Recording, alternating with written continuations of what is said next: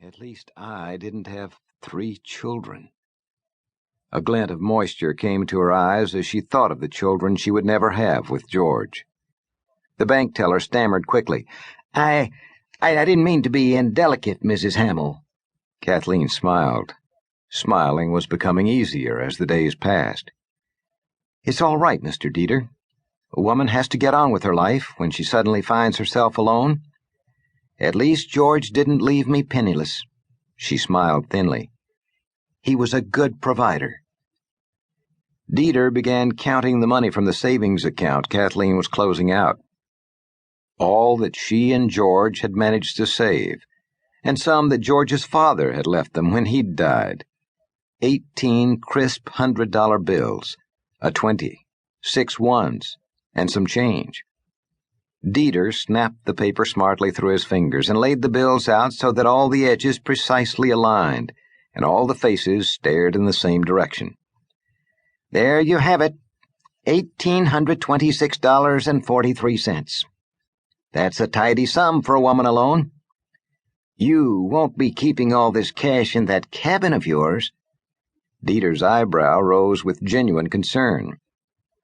A movement caught his eye as a man stepped through the front door. Oh, no, Kathleen answered. My baggage is at this very moment being delivered to that depot. I'm leaving Buena Vista on the 2 o'clock train this afternoon. Leaving? Where to, Mrs. Hamill? Malcolm Dieter refocused his attention on the woman in the black dress on the other side of the iron grillwork. At 25, Kathleen Hamill cut a fine figure. Her auburn hair was tied up in a proper bun at the back of her head. Beneath the black hat, brown eyes peered brightly at the bank teller. The swollen redness had faded from them in the 3 weeks since that morning when the timbers on the 8th level had given way, and the cloud of dust bellowed from the mine's mouth.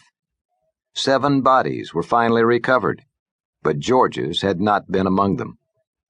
There had been nothing to bury but a symbolic empty box. Pitkin, she said. My sister Marie and her husband have asked me to stay with them while I get my life back in order. Kathleen gathered up the money and methodically recounted the bills, even though she had tallied them as Dieter had laid them out. I'm sorry to hear you'll be going, Mrs. Hamill. You'll be missed. Folks around here— A voice rang out at the front of the bank. Dieter and a second teller behind the cage with him looked up. Kathleen Hamill turned, her mouth forming a huge O. The money, clasped in her fingers, was momentarily forgotten. Hands up where I can see 'em, Neville Hallidae said, stepping through the open doorway. Ben Masters slipped in behind him, casting a backward glance into the empty street before shutting the tall doors to the bank behind Wilson. The darkness inside cut a sharp edge against the bright morning, despite the twin shafts of sunlight slanting through the windows where dust motes swirled and flashed. A revolver tipped up into view from under Turner Wilson's slicker. Scott McIntyre sidled up alongside one of the 2 tall windows and peered out at the dusty street. Neville Halliday's footsteps made a hollow thump on the wooden floor. Kathleen Hamill's eyes leaped from the revolver in Halliday's hand to the red bandana hiding his face. Fill it up, bankman, he said, tossing a canvas sack over the top of the iron grill. The revolver waved at the cash drawer. Dieter gave a quick, nervous nod of his head and began shoveling packets of new bills into the bag. You too, mister. Halliday's pistol motioned at the second teller. Yes, sir. He dove into his cash drawer and came up with packets of crisp bills, freshly arrived from the mint in Denver. Another mine payroll late this month, Ben mused. A door in the back wall opened, and a heavy-set man, Ben guessed to be around 50, stepped in from the office. What's going on here? His words caught like a fishbone in his throat.